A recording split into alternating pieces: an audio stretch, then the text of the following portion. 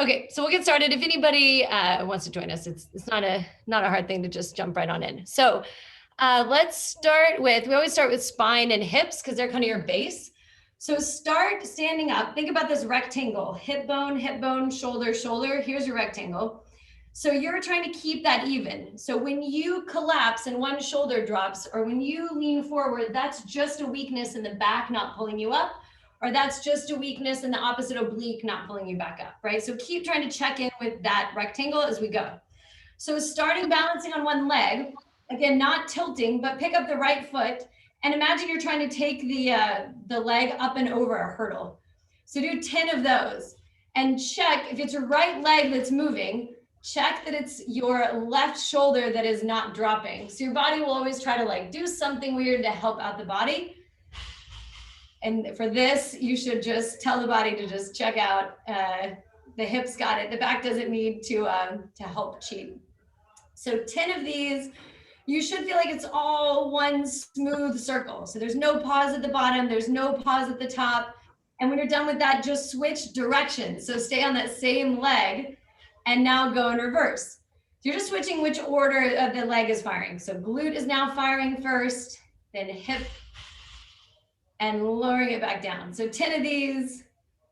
So you did 10 forward to back and then 10 back to front, then switch sides. So think that leg is doing 20 circles total. And this should feel good. If any of this hurts, something is up. We got to fix it. If you want to hold on to something, that's also cool too. If it helps you to be able to just get more mobility in the hip. Same thing on the other side whenever you're ready. No rush to get there. I always like to talk in terms of like priorities. So the first priority is hip movement. So if that, yeah, we're also working on balance, but the first goal is to get that hip hitting these big ranges of motion. So if it means that you need to just hold on to something because otherwise you're just jumping around and you can't even move that leg, then hold on to something. Balance is not the first priority, hip mobility is, all right? 10 of those. And then you'll do the same thing in reverse on that leg. So now you're doing 20 circles on that other leg. Nice job. I love this. We have kiddos. I see the girls. I love it. At that age, their hips are like, ooh, ooh, ooh. They can do anything. Nice job. That should feel controlled. It should feel like all those fine muscles are starting to warm up, maybe fatigue by the end of that. Nice work. All right, from there, we're gonna go into spinal movement, spinal modalities. So starting with forward and then back lean. So the sagittal plane of motion. Start with the feet together. Imagine you're just trying to round the back as much as possible to touch down, and then step forward, take the fingertips over the head and arch back. So go through 12 of those alternating legs. The first priority is spinal movement. So that little step just helps push the pelvis forward, gives you a little bit of a counterbalance so you can send the arms back, squat down, feet are narrow. You're just alternating. Right foot goes forward, arch back. Left foot goes forward, arch back. And these numbers are like, I mean, if you do 8 or you do 14, whatever, fine. Think about the breathing. So try to not hold the breath. We try to exhale into the stretch. So think when you step forward, you're going blowing out. Reach down, nice job. So you should be feeling that in the back. 10 to 12 of those, that's 5 or 6 for each foot stepping forward, nice job. All right, from there, whenever you're ready, imagine you have that hurdle next to you, and now rather than having it by your side, you're gonna be facing it. So you're gonna start with the leg going away from center, swing it across, and bring it around back to neutral. So the leg you're swinging, if it's your right leg, it's going out to the right first, coming around, and back to center. So this big circle, 10 of these. Check again that the shoulders are not tilting, but even more so that they're not twisting. So a lot of times the upper half of the body just wants to help out that hip. really this hip should be checked out. It's just that moving legs hip that should feel like it's firing. So again, imagine you're drawing a circle, 10 of those. The top half of the circle speed is the same as the bottom half of the circle speed. And then before you switch legs, switch directions so that that leg gets 20 circles. That makes sense? Nice job. Again, first priority is the hip. So if you need to hold onto something for balance, go for it. That's easy, no problem. The front of that hip should start feeling tired. A lot of times when we get tired as runners, that's what fatigues first and you just lose that knee drive. So a tired runner will just start kind of barely picking up the knee. A runner with power will pull the knee, will still have power to pull that knee up. Same thing on the other leg. Start with going away from center first. So we're asking the hip abductor to fire first. Hip adductor fires next to pull the leg across. So abductor is outside, adductor is inside. I remember it because if you want to like add something to your center line, you have to use your adductors to pull in. I'm full of all sorts of really weird ways to memorize things like that. I'll just keep dishing them out for you. 10 of those and then switch other direction. That second direction, although the leg is fatigued now, should be an easier movement generally, because that adductor is smaller than your adductor is smaller than your abductor. So that adductor just has to barely get the leg up, and then this huge muscle takes over and swings that leg around. 10 of those, guys, nice job. When you're done, squat down, feet together, left hand goes down to the left side. So now you're just collapsing, twisting everything, that rectangle we were talking about. If my left hand reaches down, right leg steps out, and I'm doing this big reach up and over the head. So left fingertips come down to the ground, and you're just reaching to like a point right outside of the foot, and then up and over, reach. Go through 10 of those. And it should feel like each time you could reach a little further, just creating space between the ribs, stretching out the obliques. It should feel like one big move. For that reach up and over the head, the legs can be straight and you're just shifting the hips to the side so that you can reach further. 10 of those. And then you'll do the same thing on the other side. That'll just look like right hand going down, left leg stepping out, and right arm reaching over the head. So squat down, touch, reach up and over. 10 of those. It should feel like when you just finished your 9th or 10th one on the other side, should feel like that was getting easier. Maybe you didn't notice it, but then when you switch to the other side, you may immediately notice that that side feels stiffer because it hasn't quite gotten the chance to get stretched out like your other side has. 10 of those. Nice job. And then we'll work on deceleration stuff for the hips. So those leg swings are great. It gets range of motion in there, but the legs just essentially swinging around. It doesn't have to have as much control. So when you're done with those, we'll go back to the leg swings. The first one you did, so imagine you have this hurdle next to you, right? Starting with that fresh hip, whenever you're ready, don't worry. If you're still not going, keep going. You're gonna raise that leg up. Imagine you have a hurdle again with like a front corner and a back corner. So you're going over that front corner, check the back corner, and then reverse the movement and come back around. Make sense? Front corner, check the back corner, reverse it, come back down. You don't actually have to pause back there, but that's just the idea of the movement. Again, check that shoulders are even. It doesn't look super cool. It makes you look like a mummy, but if you keep your arms out and your arms are an extension of the shoulder, then it'll always highlight if there's any like weird imbalance or weird shift. Same thing on the other side whenever you're ready, 10 of those. So now the leg has to just switch movements at that fairly precarious angle. And it just makes the hip, your pushers and pullers have to work together a little more. You don't just get to rely on that full swing. Nice job.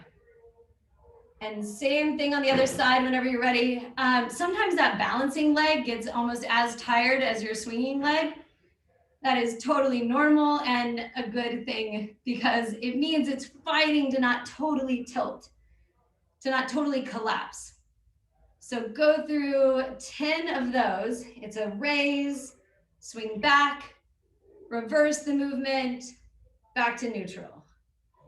Neutral is always feet together, hips even, shoulders stacked over the hips, tall spine, tall neck, and chin off the chest. Nice job. All right, whenever you're done with those 10, we'll go back to your squats. Last variation. Go back to feet together.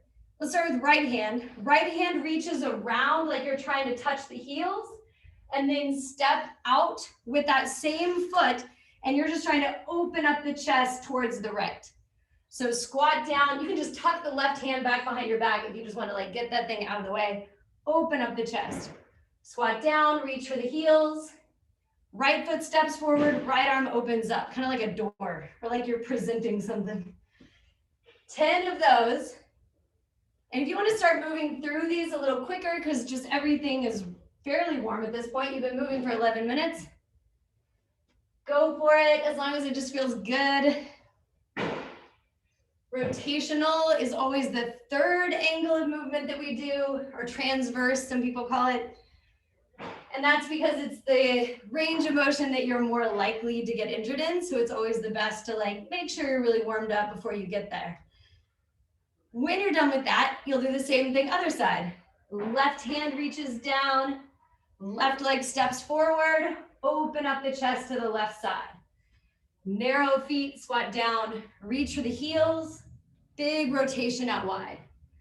So it should feel like a bit of a stretch in the chest. It should feel like lower back gets a good rotation. Nice job. Last one of these weird squat things. And then when you're done there, we'll go back to the leg swings. You probably guess what's next. So your imaginary hurdle is now in front of you. Starting with your right leg, you're taking the right leg up and over that first corner, check the second corner, reverse the movement back around. So like the foot's drawing like a hook. So up and around, reverse the movement back down. Up and around, reverse the movement down. Go through 10 of those. And imagine you couldn't, if somebody couldn't see you from the waist down, they couldn't tell that you were doing anything. The hardest thing in the world is to stay still. The body wants to move. Try to isolate that movement to the hip and keep all the energy down there and allow the upper half of the body to relax.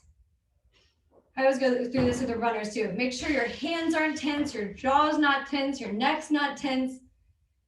The leg's doing enough work. Same thing on the other side. If you haven't already switched. You haven't noticed, I don't count. It's like 10-ish.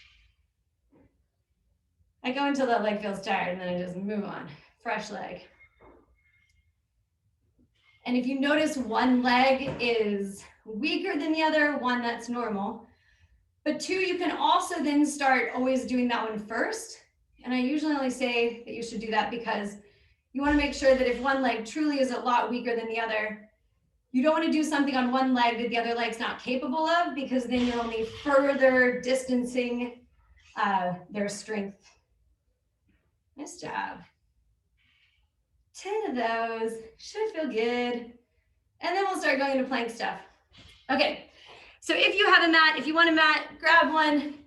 This is where it gets kind of goofy. We do these progressive things that I love to challenge you with. It's like everybody can do the first variation and then we'll see how it goes moving forward from there. So grab your mat, start with the arms down, arms straight, legs straight out behind you, just in a super basic arm straight plank. We do these a lot, but we're gonna do a different variation of it today, just to kind of show you all the different ways you can move in and out of this. So you're going into this huge stomp, just barely pick the hands up so you put weight into that hip, and then bring that leg back. Go through 8 of those on one side, and then we'll do 8 on the other. And the reason, sometimes we alternate, And that's because the focus is on the back. So it doesn't really matter which leg is going up because the back's still firing every time. For this one, the main focus is that hip and memorizing this new movement. So we're just going to keep doing the same side. 8 on one side. Why 8, not 10? I don't know. Doing 20 of these just sounded like a lot. You'll do 8 on one side, and then when you're done, switch. Same thing other side. Try to land with a flat foot, but even more importantly, try to pick up a flat foot. Notice that you almost always want to roll up off the toe, and that's just the calf wanting to help out. That's great. But as a runner, your calf gets enough attention. The hip is what we want to start focusing on. So 8 of those. Nice job. All right, when you're done there, go back to the side you started on. Here's where it gets fun. Now you're gonna bring that back leg in. I'll do this at an angle so you can see. So my right leg steps up wide. I bring my left ankle in, just kiss the right ankle, and then step back to neutral. So do 8 of those on one side. Big stomp, step, tuck, ankles kiss, straight leg back, right leg joins it. Go through 8 on one side, 8 on the other. It should feel like at the furthest range of motion into that, you're in this like fairly odd pretzel that you did not think you maybe were capable of being in. 8 of those. And you should feel it in both sides. The right quad and hip are what are having to fire to take over and hold your weight over there. But the left hip flexor is getting this huge stretch just before it's being asked to fire to pull in. It's like stretch, fire, stretch, fire. So that front hip flexor should start to fatigue. Same thing on the other side, 8. Nice job, make them smooth. See if there are any like sticky spots of that movement and try to eliminate that. Nice work. All right, once you're done with those 2, we'll come back to that in just a second. Once you're done with those 2, lay down on your back.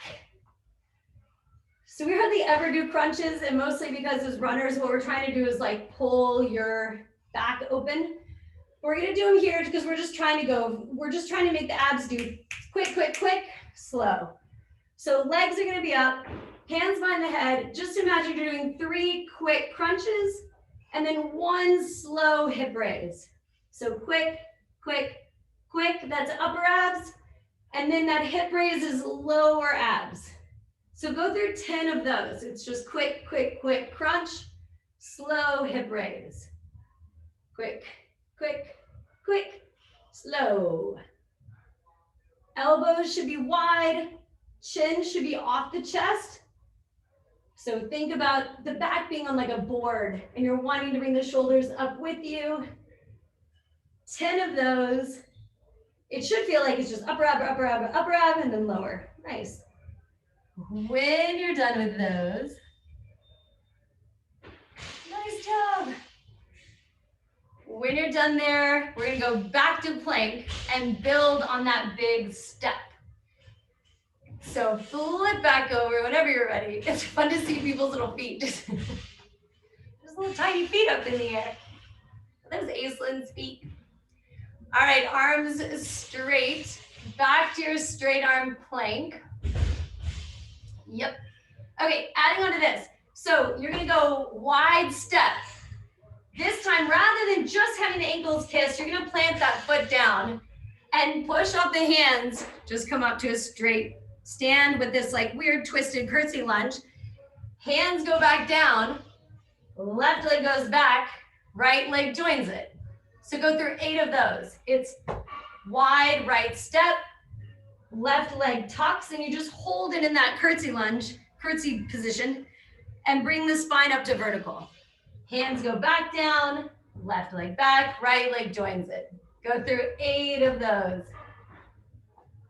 It should feel like that, if you're stepping up with your right foot, it should feel like that right hip is having to do a decent amount of work because it has to pull you up from this really weird dropped chest, almost like you slipped and caught yourself.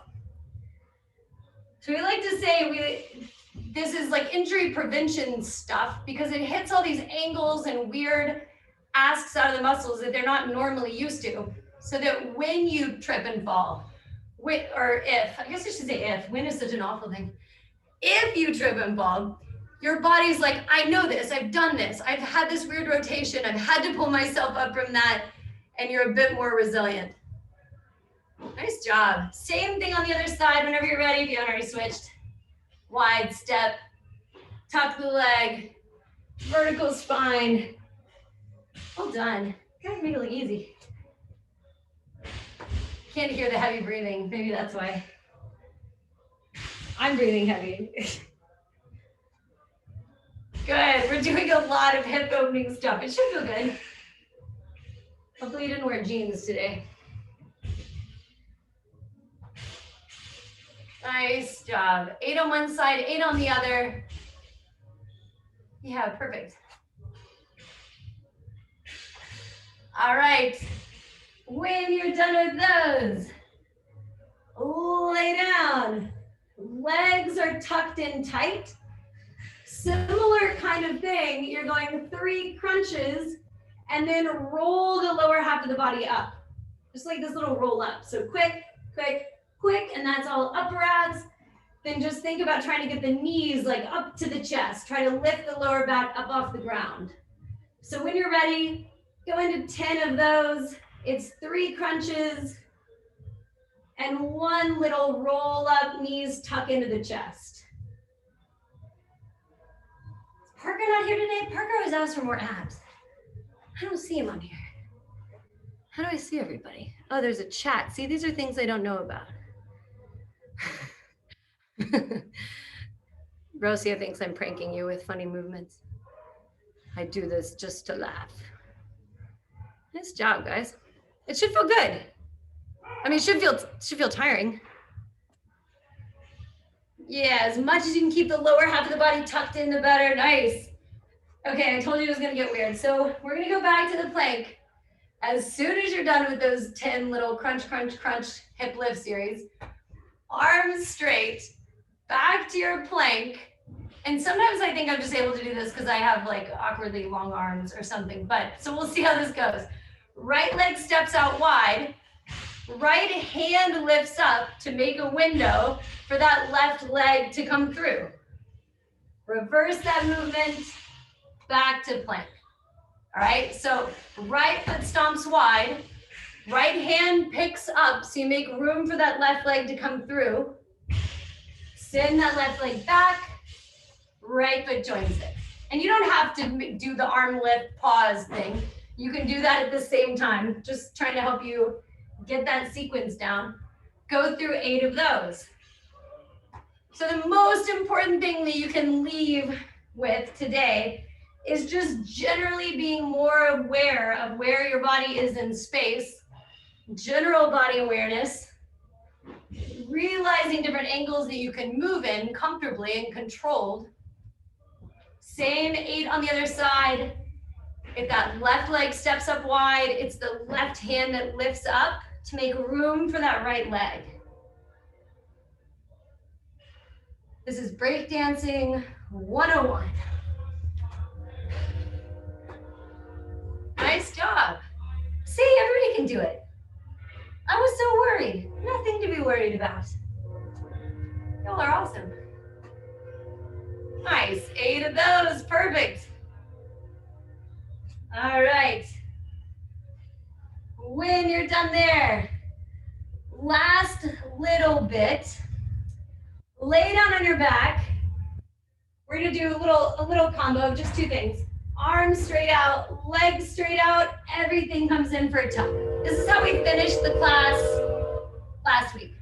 So go through 12 of those. Everything's flat, inhale, exhale, everything tucks up. Inhale, flat, exhale, up. So you almost always want to match that exhale with the exertion. Get some power from that breath out.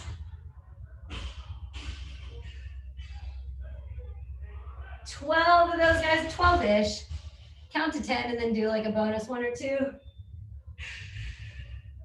Nice job.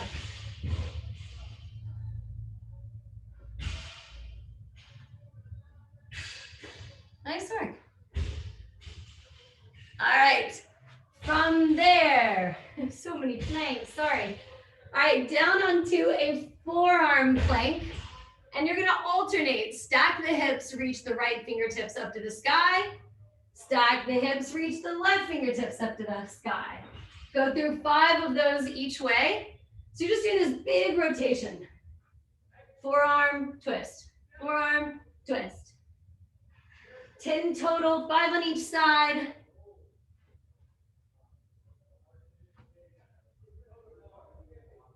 Eyes should be following the fingers, so that just gives you the stretch through the side of the neck. And when you're done there, we'll go through that one more time and then you're done. So slightly different variations, but basically the same thing. So this time you're coming straight leg, everything is flat. And when you come up, you're twisting. So like you're trying to get the left knee to touch the right tricep. Everything goes flat, twist, other direction. Everything flat, twist, okay? Kind of like link the fingers if you want, if that just helps with that pull rotation around. Everything flat, twist. So it's 6 each way, alternating right twist, then left twist. You're almost done. Hang in there for like 2 more minutes. Again, match the breathing with that movement. We don't talk much about, well, we talk about breathing a lot in here, but generally in running, we don't talk about breathing. And it's an important thing to be thinking about, breathing out of your belly, not being an anxious nose breather, like your shoulders raise up and down. Go through 12 of those. Nice job. All right, then the last one's gonna be a forearm plank, but you're gonna be on your side, feet stacked, forearm down, arm up. You're taking that arm like you're trying to like thread the needle and touch that elbow down to the ground. Fingertips open up to the ceiling, elbow touches down to the ground. Go through 10 on one side, 10 on the other side. I like this. Rich looks like he's on the ceiling, somehow doing this while he's hanging from a chandelier. 10, and then switch sides. You can either flip over, rotate 180 degrees, whatever works. 10 of these. Imagine the spine is just what's creating that angle, so the hips aren't sagged, hips aren't over piked. Elbow comes to the mat, fingertips reach up. 10 of those on the other side. Nice job. 10. And then we're gonna do a stretch for the back. And then, I was gonna say, then you can go home, but you are home. Then I can go home. All right, sitting down, feet are flat, hands behind the back. Fold the legs over, but try to keep the chest pointing forward. So I'm not rotating here because what I'm trying to do is create a stretch in the hip. So do the same thing on the other side. You're just folding the legs to the left, folding the legs to the right. Do like 3 or 4 each way. Trying to isolate that movement to the lower half of the body. Think about when you turn right, you're trying to hit the inside of that left knee down to the ground and get a stretch through the outside of that hip. So then hold that fold, hold of the fold over to the left. Left hand stays planted, right arm picks up, and you're just reaching that arm around as far as you can forward. Okay, so you're here, and just use the fingers to like crawl forward, and you should feel a big stretch through that right lat and through the lower back. Should feel good. And then pick that right hand up and plant it back behind you. Fold the legs over to the right. Hold that fold over to the right. Left hand picks up and reach around behind you and just kind of inch the fingers forward. You should feel like there's a stretch there in that lat and in the lower back. And that's it. Done. Yay. Is this our like 8th one? I don't know. I've lost track. But we're definitely getting better. That's all that matters. Happy Wednesday. Next Wednesday is supposed to be very cold. Actually, no, it's Tuesday. I don't know why I'm obsessed with this like -2 that is in the forecast. So pull out your warm clothes. Be good to each other. Thanks for doing this with me. Good to see you guys. Thank you, Mallory. Bye. Good to see y'all. Bye.